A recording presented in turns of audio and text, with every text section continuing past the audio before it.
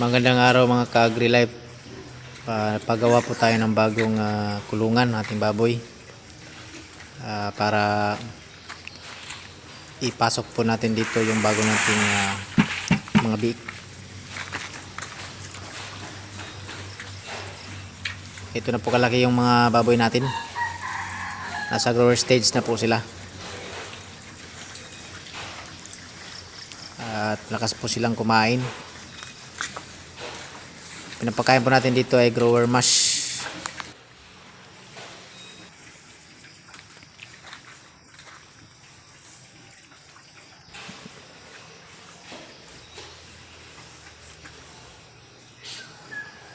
Yan po kalagay.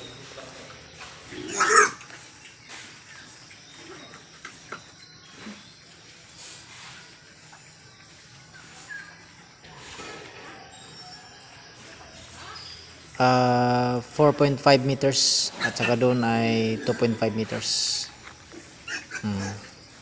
Kasya po yung 10 biik dyan o 10 baboy.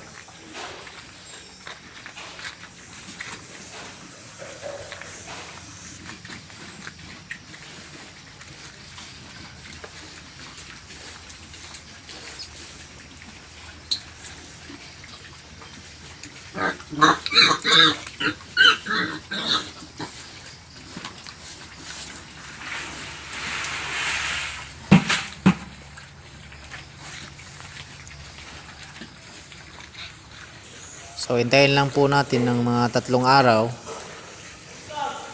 bago mag-dry po yung kanilang yung flooring.